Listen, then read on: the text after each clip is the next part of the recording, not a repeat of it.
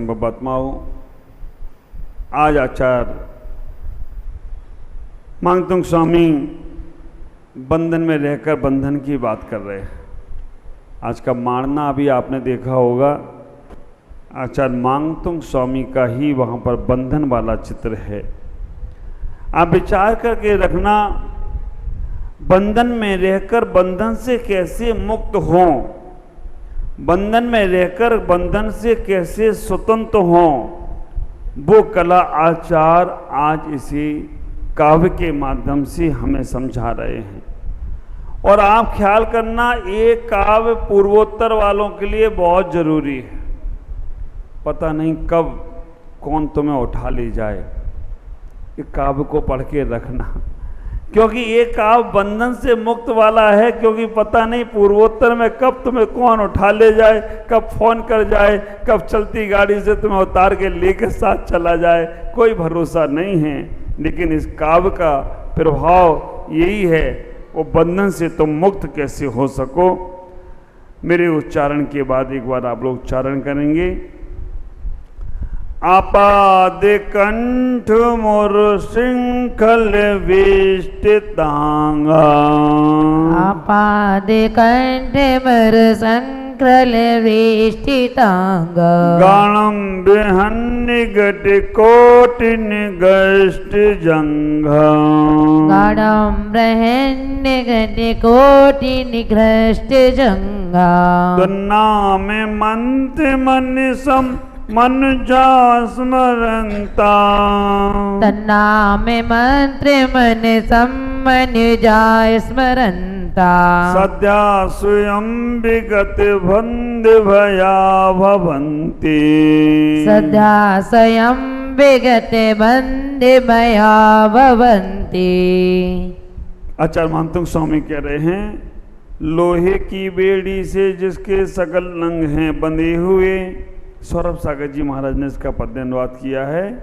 लोहे की बेड़ी से जिसके सकल अंग हैं बंधे हुए, बड़ी बड़ी सांकल से जिसकी जंघाएं हैं छिले हुए, ऐसे मानव विप्रु तेरे नाम जप को जपता है, बंधन भय से मुक्त हुआ भय प्रमुदित होकर भ्रमता है। आचार्य मांगतुंग स्वामी इस काव्य के अंदर ऐसा लगता है कि अब वो कह रहे हैं बंधन ढीले हो गए, 46वें नंबर पर पहुंच गए हैं, तो कह रहे भगवान ये बेड़ियां जो मेरे शरीर पे जकड़ी हुई हैं ना, इससे मेरा शरीर छिलमिल हो गया, शरीर से रक्त बहने लग गया, लेकिन फिर भी आपके नाम स्मरण से बंधन नहीं रहे। विचार करके रखना, ये बंधन नहीं रहे, क्योंकि आपका नाम स्मरण करने से सारे बंधन ढीले पड़ गए हैं, और ऐसे पड़ गए हैं कि वो अब शरीर पे दिख तो रहे हैं लेकिन शरीर पर है नहीं है, और शरीर ही जब अपना नहीं है तो बंधन अपने काय क्यों होंगे। विचार करना, आचार्य मांगतुंग स्वामी इस काव्य के माध्यम से कहने का प्रयास कर रहे हैं, हे भगवान आपके नाम से तो नाम मंत्र मनसम मनुजा स्मृत्या, आपका नाम स्मरण करे और बंधन ढीले होते चले गए। कभी आपने महसूस किया भगवान के नाम से बंधन ढीले होते हैं? ख्याल करके रखना, आपने स्मरण नहीं किया होगा, लेकिन स्मरण है, पक्का है। जैसे ही आप मंदिर आने का विचार करते हो, घर के दरवाजे खुलने लग जाते हैं, घर का बंधन छूटने लगता है, और मंदिर में भगवान के दर्शन होते हो तो कोई आश्चर्य की बात होता है कि नहीं? घर में बैठे दर्शन कर लेते हो। हाँ, दीमापुर के लोग बहुत होशियार हैं, 4 भगवान शिखर में बैठाल दिए, हम अपने घर से ही दर्शन कर लेते। आप विचार करके रखना, हम अपने घर के शिखर में भगवान के दर्शन घर से ही हो जाते। एक बार मैं गलतफहमी में पड़ गया, मैं हॉल में बैठा था, हॉल से बाहर के घर की एक छत दिख रही थी, छत पर एक आदमी खड़ा होकर हाथ जोड़ रहा था। मैं बार बार आशीर्वाद दूं उसे, वो बार बार आशीर्वाद, वो हाथ ही जोड़ता रहा बार बार। अरे मैं बार बार आशीर्वाद दे रहा हूँ, फिर भी हाथ जोड़ रहा है। बगल में एक बोले, बैठे महाराज ये आपको हाथ नहीं जोड़ रहा है, शिखर के भगवान को हाथ जोड़ रहा है, आप तो आशीर्वाद आपका भी मिल रहा है, लेकिन वो तो आपको देख ही नहीं पा रहा है। ख्याल करना।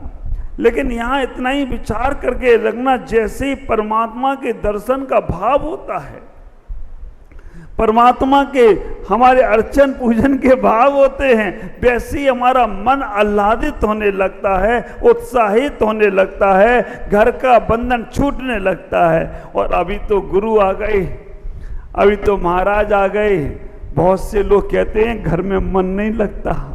आप विचार करके रखना, अभी महाराज आ गए तो स्वाध्याय का समय होता है 2-2:30 बजे से लोगों को, हाँ प्रिया बहन बोली महाराज 2-2:30 बजे से ऐसा लगता है कि जल्दी कैसे पहुंच जाओ ना, स्वाध्याय ना छूट जाए। सुबह सुबह से पाठ प्रचालन वाले आकर बोलते हैं कि महाराज 3:30-4 बजे से हमें सपने में पाठ प्रचालन दिखने लगता। आप विचार करके रखना, ये जो बंधन तुम्हारे संसार के छूट रहे हैं केवल गुरु नाम स्मरण से, तो वो संसार के जो जन्म मरण के बंधन हैं वो भी अगर गुरु और प्रभु के नाम के स्मरण से छूट जाएं तो कोई आश्चर्य की बात नहीं होगी। विचार करके रखना, इतना ही सोचना। और ये बात बिल्कुल परफेक्ट है। मैं तो आज जब एक काव्य को पढ़ रहा था तो एक अचानक ही चिंतन आ गया कि आदिनाथ भगवान और महावीर भगवान दोनों ने बंधन को खोलने की बात करी।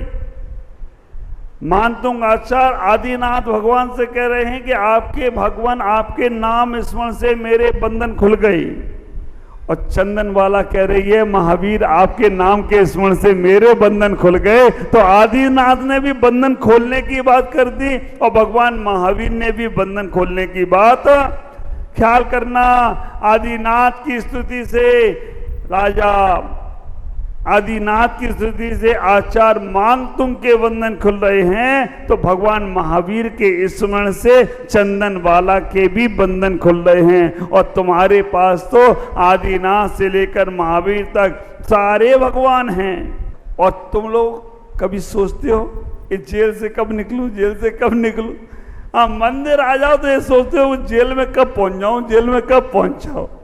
ख्याल करके रखना, एक बार भी तुमने विचार नहीं किया ये 4 दीवारी की जेल से, एक घर की जेल से मैं कब निकलूं? क्यों नहीं निकलना चाहते हो? क्योंकि वो बंधन तुमने खुद स्वीकार किया है, वो बंधन तुमने खुद बन लगाया है। और आप विचार करके रखना, दूसरे के द्वारा अगर नियम अनुशासन दिया जाए तो वो हमें बहुत कठिन लगता है, बहुत कठोर लगता है, वो हमें बहुत दंड स्वरूप लगता है। और उसी नियम कानून को हम खुद अपने जीवन में उतार लें तो हमें उसमें आनंद आता है। एग्जाम्पल देखना, किसी शिष्य ने गलती की, गुरु ने कहा कि 1 घंटा मौन रहना। बाप रे, कैसे रहा जाए 1 घंटा मौन? और जब वो साधक साधना करने बैठे तो 1 महीने भी मौन रह जाए तो कोई आश्चर्य की बात नहीं है। वो 1 घंटा जबरदस्ती का मौन पालन नहीं हो पाता है, लेकिन वही साधक को जब साधना का भाव आता है तो महीनों महीनों तक मौन का आनंद अलग ही लेता है। किसी ने गलती की, अभी तुम्हें आज बिना नमक का भोजन करना है, नहीं जाता गले के नीचे बिना नमक का भोजन। और आप विचार करके रखना, याद ना आए कि नमक नहीं है तो चला भी जाए, और याद आ जाए नमक नहीं है तो नहीं जाएगा। याद नहीं आए तो चला जाएगा, पता नहीं है, ध्यान नहीं है। 6 महीने टोडरमल जी को नमक का ध्यान ही नहीं आया, ज्ञान में लग गए तो वो भोजन गया। जैसे ही याद आया, अपने से बाहर आए, वो भोजन बिना नमक का लगने लगा। विचार करना। और वो ही साधक को लगे कि मुझे साधना करना है, मुझे गहराई में उतरना है, ये बाहर की प्रवृत्ति से बचना है, तो वो ही साधक हफ्ते भर का, महीने भर का नमक का त्याग, आजीवन का नमक त्याग कर दे तो कोई आश्चर्य की बात नहीं है। कहने का तात्पर्य है, वो ही सामान तुम जो मंगा रहे हो तुम्हें बड़ा कष्ट नहीं हो रहा है, खुशी हो रही है। और वही सामान जब तुम्हें लगे कि ये सामान तो पदार्थ तो बाहर के हैं, ये हमारे काम के नहीं हैं, तो वही सामान तुम्हारे दुख में कारण बन जाता है, वो छोड़ने के भाव हो जाते हैं, उस बंधन से मुक्त होने के भाव होने लगते हैं। तो यहाँ विचार करना, आचार्य मांगतुंग स्वामी कह रहे हैं बाहर के बंधन बहुत बड़े बंधन नहीं हैं, अंदर में जो हमारी कामनाओं के, वासनाओं के, मोह के बंधन है ना, वो सबसे ज्यादा खतरनाक है। मोह का बंधन, आप लोगों से पूछूं, आप लोग स्वतंत्र हो या बंधे हुए हो? स्वतंत्र हो या बंधे हुए हो? हाँ, देखो दो प्रकार के कबूतर होते हैं, पक्षी। एक स्वतंत्र पक्षी होते हैं और एक कबूतर बंधे हुए होते हैं। एक जंगल के पक्षी होते हैं और एक शहर के पक्षी होते हैं। दोनों में देखना, शहर के पक्षियों को कितना भी उड़ाओ, लौट के कहाँ आएंगे? जहां से उड़ाओगे वहीं बैठ जाएंगे। आप विचार करना, शहर के पक्षियों को कितना भी उड़ाओ, वो बार बार घूम फिर के उड़कर यहीं आएंगे। और दीमापुर में, नागालैंड में कहीं तुम्हें कबूतर दिखे या ना दिखे, लेकिन हमारे जैन मंदिर पे ऊपर कबूतरों का झुंड दिख जाए तो कोई आश्चर्य की बात, क्योंकि उन्हें भी मालूम है कहाँ हमें जीवन दान मिल रहा है, कहाँ हमें अभय दान मिल रहा है, कहाँ हमारी सुरक्षा है, कहाँ हम सुरक्षित हैं। तो वो पूरे दीमापुर में कहीं पक्षी ना मिले, लेकिन हमारे जिनेंद्र के, भगवान के मंदिर में छत पर दिख जाते हैं। शहर के पक्षियों को उड़ाओ तो बार बार लौट के आते हैं। कभी जंगल का पक्षी एक बार आ जाए ना, एक बार चुटकी बजाना, वो उड़ गया, दोबारा लौटकर नहीं आता है। ख्याल करना, आप बंधे हुए हो या स्वतंत्र हो, ऐसे समझो। अगर आप बंधे हुए हो तो कभी आप शहर छोड़ नहीं सकते, कभी आप घर छोड़ नहीं सकते, कभी आप परिवार छोड़ नहीं सकते। और अगर आप स्वतंत्र होगे तो मेरे साथ चलना और आप स्वतंत्रता का आनंद लेने का प्रयास करना। जीवन का बंधन तो बहुत जी लिया, अब अपना आनंद कब जियोगे, विचार करना। एक पक्षी था जो सोने के पिंजरे में बंद था। एक घटना मेरे गुरुदेव अक्सर सुनाते हैं, तुम्हें कोई संदेश, कोई वस्तु चाहिए तो बोलो। पक्षी ने कहा मुझे क्या चाहिए, यहाँ पे सोने का पिंजरा है, सब खाने पीने को अच्छा मिलता है, सब कुछ है, मुझे कुछ नहीं चाहिए। हाँ, फिर भी तुम जा रहे हो तो वहाँ पक्षी लोग मिले, मेरे साधर्मी भाई मिले, तो उनसे पूछ के आना कि यहाँ सारी सुविधाएं तो हैं लेकिन स्वतंत्रता नहीं मिलती है। स्वतंत्र होने के लिए मुझे क्या करना पड़ेगा?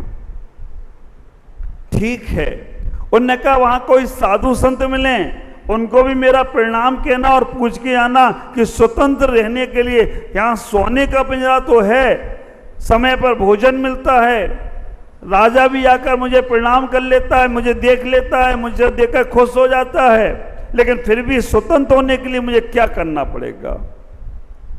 सम्राट ने कहा ठीक है, पूछ लूंगा। सम्राट ने कहा कौन बताता है और कौन क्या करता है? सम्राट ने जाकर जंगलों में, जब बहुत सारे तोते थे, बहुत सारे पक्षी थे, उन पक्षियों से पूछा कि एक तुम्हारा साथी हमारे महल में रहता है, सोने के पिंजरे में रहता है, और सोने के पिंजरे में रहकर उसे सारी सुविधाएं हैं, लेकिन फिर भी उसने पूछा कि स्वतंत्र कैसे रहा जाए, स्वतंत्र कैसे हुआ जाए?